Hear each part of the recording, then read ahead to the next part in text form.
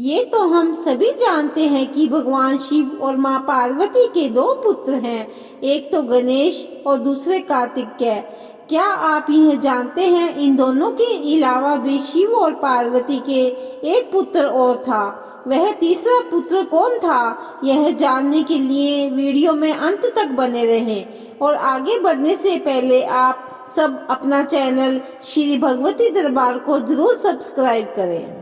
पौराणिक कथा के अनुसार एक बार शिव और पार्वती मंदार पर्वत पर गए। वहां मां पार्वती ने चंचल होकर तपस्या में लीन भगवान शिव की आंखों को अपने हाथों से बंद कर दिया और जब भगवान शिव की आंखें बंद हुई तो चारों ओर अंधेरा छा गया, जिसके कारण भगवान शिव को अपना तीसरा नेत्र खोलना पड़ा, जिससे वह अंधकार दूर हो गया। परंतु तीसरे नेत्र में स्थित अग्नि से मां पार्वती का हाथ गर्म हो गया और उन्हें पसीना आ गया। उसी पसीने की कुछ बूंदें पृथ्वी पर गिरने से एक बालक का जन्म हुआ। जो बालक अंधा था, इसलिए उसका नाम अंधक रखा गया। दूसरी तरफ हिरण्याक्ष नामक एक असुर पुत्र प्राप्ति के लिए भगवान शिव की घोर तपस्या कर रहा था। उसकी तपस्या से प्रसन्न होकर महादेव ने उसे दर्शन दिए और वरदान मांगने को कहा। वरदान में हिरण्याक्ष ने एक पुत्र मांगा जो महादेव के समान ही शक्तिशाली हो, तो महादेव ने अपने पुत्र अंधक को हिरण्याक्ष को सौंप दिया, जो उनके समान ही बलशाली था। आगे चलकर असुर पुत्र होने के कारण अंधक का नाम अंधकासुर पड़ गया। उसके पश्चात वह पाताल लोक में ही रहा और अपने पिता हिरण्याक्ष की मृत्यु के बाद पाताल लोक का राजा बन गया। असुर गुरु शुक्राचार्य ने उसे अनेकों दिव्य अस्त्र शस्त्र की शिक्षा दी। धीरे धीरे अंधकासुर अपने बल के मध्य में अहंकारी हो गया। उसने अपने गुरु शुक्राचार्य से पूछा कि वह स्वर्ग का राजा कैसे बने।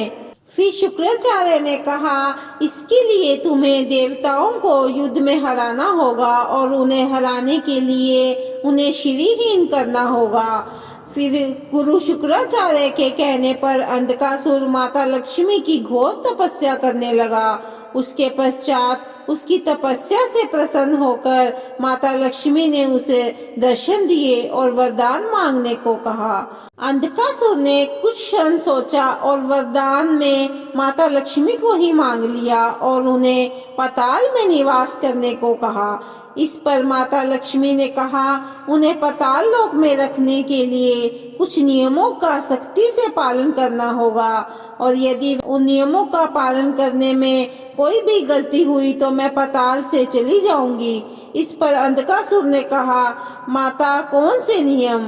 माता लक्ष्मी ने कहा, उनका स्थान हमेशा साफ सुथरा होना चाहिए, वहां पर मदिरापान और मांसाहार नहीं होना चाहिए, उनका भोग निर्मल होना चाहिए और उनके सामने हमेशा एक अखंड ज्योत जली रहनी चाहिए। फिर अंधकासुर ने कहा, उनको उसके भवन में कोई कठिनाई नहीं होगी, वो सभी नियमों का पालन सावधानी से करेगा। फिर माता लक्ष्मी अंधकासुर के कहने पर पाताल लोक में निवास कर गई, जिससे कि सभी देवता श्रीहीन हो गए और उनकी शक्तियां भी चली गई। देवताओं को श्रीहीन देखकर असुरों ने देवताओं पर आक्रमण कर दिया, जिससे देवता और असुरों के बीच युद्ध होने लगा। देवताओं की शक्तियां जाने के कारण वे युद्ध में हारने लगे। इस पर गणेश जी ने माता लक्ष्मी जी को पाताल से लाने की युक्ति सोची। वे लक्ष्मी जी की बड़ी बहन अलक्ष्मी को लेकर पाताल लोक चले गए, जिसके कारण वहां पर पाताल लोक अपवित्र हो गया और माता लक्ष्मी नियम अनुसार पाताल लोक छोड़कर चली गई और गणेश जी उन्हें बैकुंठ ले आए। माता लक्ष्मी के बैकुंठ में निवास करने से देवताओं की शक्तियां फिर से लौट आई और वे युद्ध में विजयी होने लगे। फिर महादेव ने अपने त्रिशूल से अंधकासुर का वध कर दिया और देवासुर संग्राम खत्म हो गया। तो सभी मिलकर बोलो, जय लक्ष्मी गणेश।